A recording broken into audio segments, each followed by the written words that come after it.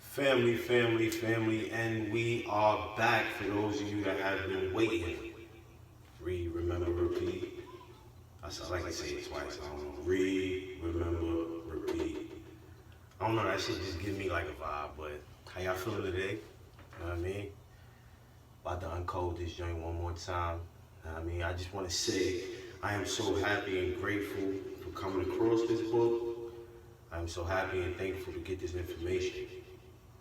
Let's get it going.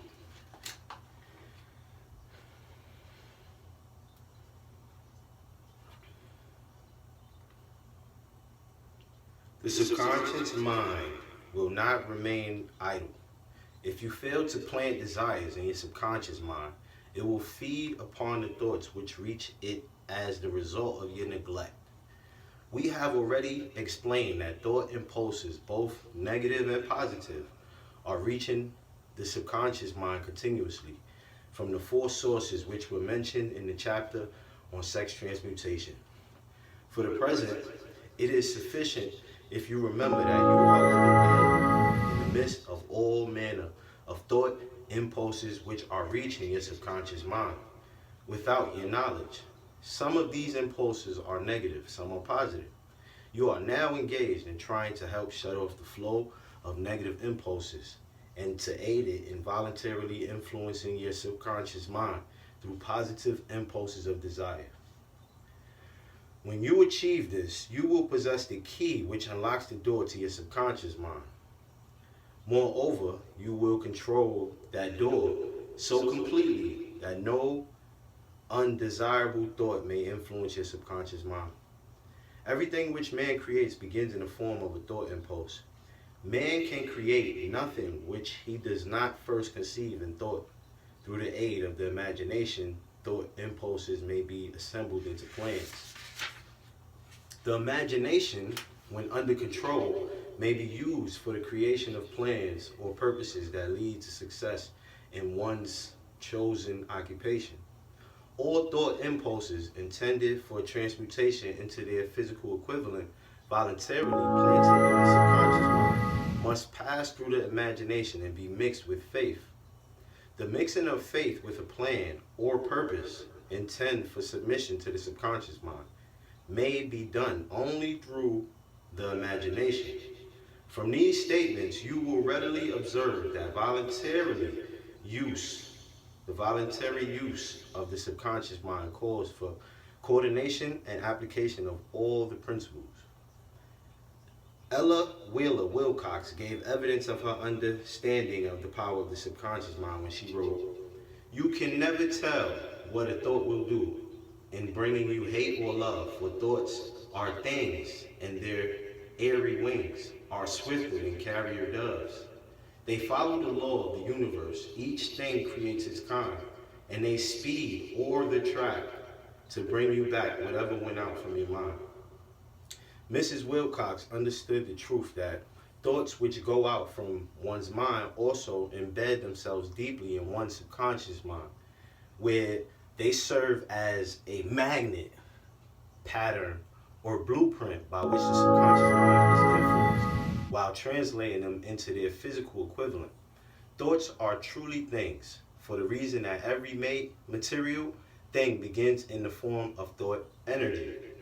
The subconscious mind is more susceptible to influence by impulses of thought mixed with feeling or emotion than by those originating solely in the reasoning portion of the mind. In fact, there is much evidence to support the theory that only emotionalized thoughts have any action influence upon the subconscious mind.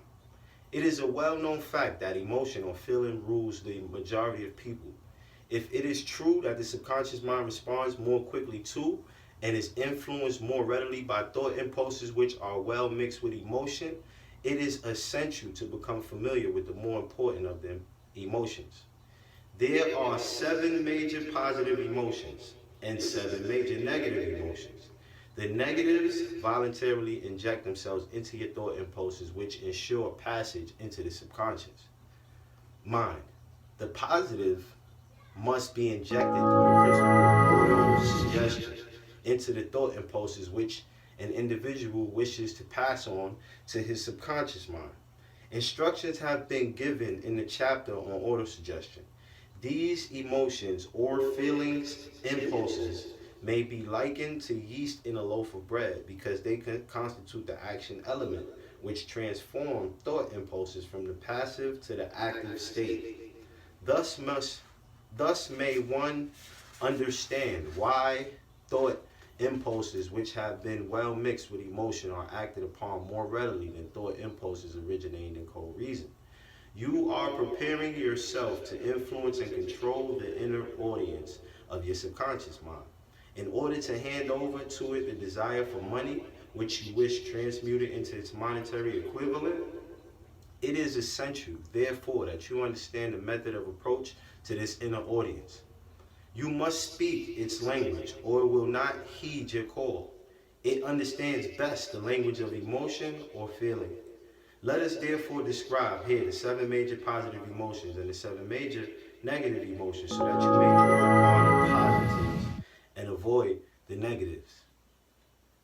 When giving instructions to your subconscious mind, the 7 major positive emotions: the emotion of desire, the emotion of faith, the emotion of love, the emotion of sex, the emotion of enthusiasm, the emotion of romance, the emotion of hope. There are other positive emotions, but these are the 7 most powerful and the ones most commonly used in creative effort. Master these 7 emotions. They can be mastered only by use, and the other positive emotions will be at your command when you need them. Remember in this connection that you are studying a book which is intended to help you develop a money consciousness by filling your mind with positive emotions. One does not become money conscious by filling one's mind with negative emotions. The 7 major negative emotions. The emotion of fear, the emotion of jealousy, the emotion of hatred, the emotion of revenge, the emotion of greed, the emotion of superstition, the emotion of anger. Positive and negative emotions cannot occupy the mind at the same time. One or the other must dominate. It is your responsibility to make sure the positive emotions constitute the dominating influence of your mind. Here, the law of habit will come to your aid from the habit of applying it and using the positive emotions. Eventually, they will dominate your mind so completely that the negatives cannot enter it. Only by following these instructions, literally and continuously, can you gain control over your subconscious mind. The presence of a single negative in your conscious mind is sufficient to destroy all chances of constructive aid from your subconscious mind. If you are an observing person, you must have noticed that most people resort to prayer only after everything else has failed, or else they pray by a ritual of meaningless words. And because it is a fact that most people who pray do so only after everything else has failed, they go to prayer with their minds filled with the fear and doubt, which are the emotions the subconscious mind acts upon. The passes on to infinite intelligence. Likewise, that is the emotion which infinite intelligence receives and acts upon. If you pray for a thing but have fears, you pray that you may not receive it, or that your prayer will not be acted upon by infinite intelligence, your prayer will have been in vain. Prayer does sometimes result in the realization of that for which one prays. If you have ever had the experience of receiving that for which you prayed, go back in your memory and recall your actual state of mind while you were praying, and you will know for sure that the theory had here described is more than a theory. The time will come when the schools and educational institutions of the country will teach the science of prayer. Moreover, then prayer may be and will be reduced to a science. When that time comes, it will come as soon as mankind is ready for it and demands it. No one will approach the universal mind in a state of fear for the very good reason that every no such emotion as fear. Ignorance, superstition, and false teaching will have disappeared, and man will have attained his true status as a child of infinite intelligence. I'm gonna leave that there, man. You already know, man. Shout out to Under Armour for this good shirt, you know what I mean, that I'm wearing right now. It feels good on me, you know what I mean. It's nice and sleek, whisk, you know what I mean. But you already know what the agenda is, family. Read, remember, repeat. Y'all have another good night. New swag like the governor. Drop a bag on the publisher. Coke swag, I'm a bubbler. Mugga boy been a hustler.